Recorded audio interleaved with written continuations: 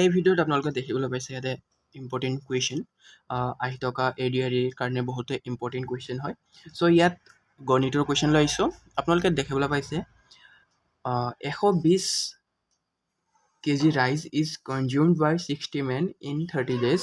How many people will consume 50 kg rice in 10 days? মানে 60জন মানুহে যদি 120 কেজি চাউল 30 দিনত খাব পাৰে, দেন 50 কেজি চাউল 10 দিনত শেষ কৰিবলৈ কিমানজন লোক লাগিব? তো এটা চিম্পল ট্ৰিক আছে।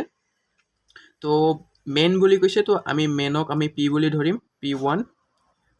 তাৰপিছত ইয়াতে কৈছে যে ডেজ বুলি, ডেক D1 D2 এনেকৈ ধৰিম, চেম টু চেম।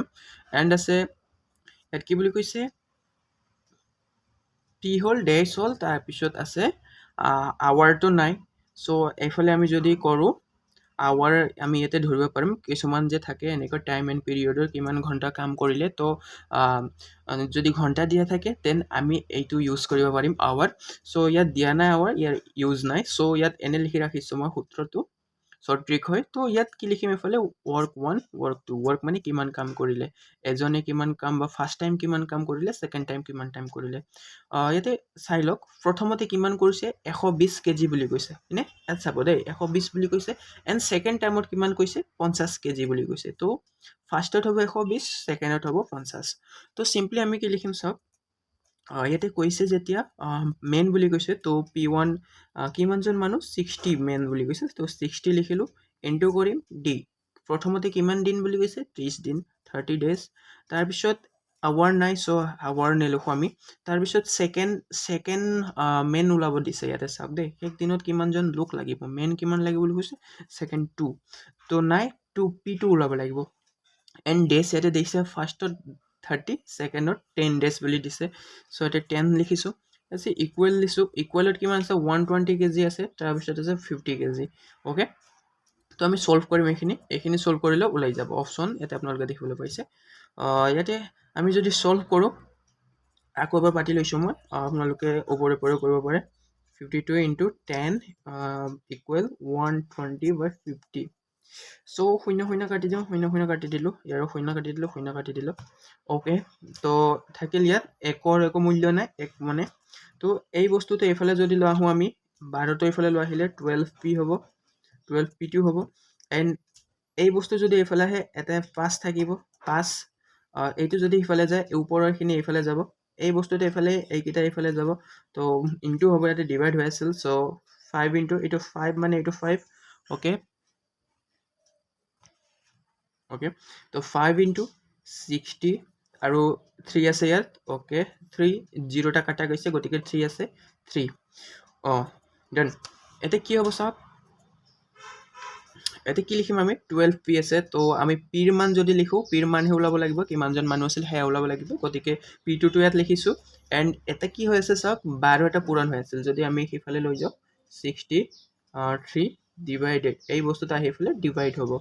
ডিভাইড হোৱাৰ লগে লগে ইয়াৰ মানটো ওলাই যাব। চাওক P2 কিমান হ'ব, ইকুৱেল 12ৰে যদি আমি যদি 12 × 12, 12 × 5 = 60। অ'কে, ইয়াতে ডিভাইড ইনটু কৰোঁ যদি 5 ইনটু 5 ইনটু 3 কিমান হ'ব, P2 ইকুৱেল 5 × 5 = 25, 25 × 3 = 75, হয়নে নহয়? কেলকুলেট কৰিব দেই। অ'কে, তো ইয়াত অপশ্যন 75, চি, অপশ্যন চি শুদ্ধ উত্তৰ। নেক্সট প্ৰশ্ন ধৰণৰ আছে, আপোনালোকে দেখিবলৈ পাইছে চাওক। ফাৰ্ষ্ট ইয়াতে সুধিছে, the fifth term of the sequence 2, 8, 32, 128 is, অপশ্যনবোৰ আছে ইয়াত। ইয়াৰ পৰা আমি চিম্প্লিফিকেশ্যন, এয়া হ'ল চিম্প্লিফিকেশ্যনৰ অংক। তো চিম্পলি আমি ইয়াতে দেখিবলৈ পাইছোঁ ডিফাৰেঞ্চ কিমান আছে, ডিফাৰেঞ্চ 2, তাৰপিছত আছে 8, 32, 128 আৰু ইয়াতে চিন আছে এনেকুৱা। তো আমি এতিয়া কি লিখিম চাওক, এতিয়া চাওক, এতিয়া ডিফাৰেঞ্চ কেনেকুৱা হৈছে চাওক, 2ৰ ভাগ দি দিম, 2 ক্ষেত্ৰত দিম, 2ৰ পৰা ইয়াতে এই 2ৰ পৰা 8 হওঁতে কিমান হ'ল, 2 ইনটু 4, 8 হ'ল, 2, 4 × 8, 8 হ'ল। অ'কে, তো 8ৰ পৰা 32 কেনেকৈ হ'ল চাওক, 8ৰ ক্ষেত্ৰত 8, 4 × 32, তাৰপিছত আছে এইফালে কিমান হ'ল 32 ক্ষেত্ৰত চাওক 32 ইনটু এটা ডিফাৰেঞ্চ ক'বলৈ গ'লে 4 ডিফাৰেঞ্চ আছে তো 32 ইনটু 4 128 এণ্ড 128ৰ ক্ষেত্ৰত পাল পৰিল তো 128ৰ পাল পৰোঁতে কিমান হ'ব চাওক ইয়াত 128 ইনটু 4 মানে ইয়াতে চাওক 4 ডিফাৰেঞ্চ ইয়াৰ পৰালৈকে 4 ডিফাৰেঞ্চ ইয়াৰ পৰা এতিয়া 4 ডিফাৰেঞ্চ 4 গুণ হৈ আছে 4 ডিফাৰেঞ্চ ইয়াৰ পৰা ইয়াতো 4 ডিফাৰেঞ্চ হ'ব তো সিম্পল আছিল কুৱেশ্যন ইয়াৰ শুদ্ধটোতে কিমান হ'ব যদি আমি কৰি চাওঁ 512 হ'ব তো 512 কৰি চাওঁতে 128/4 4 8 গুণ 32 3 7 4 4 2 গুণ 8 9 10 সরি 11 4 গুণ 4 5 512 ইয়েস শুদ্ধ উত্তৰটো হ'ব অপশ্যন বি 512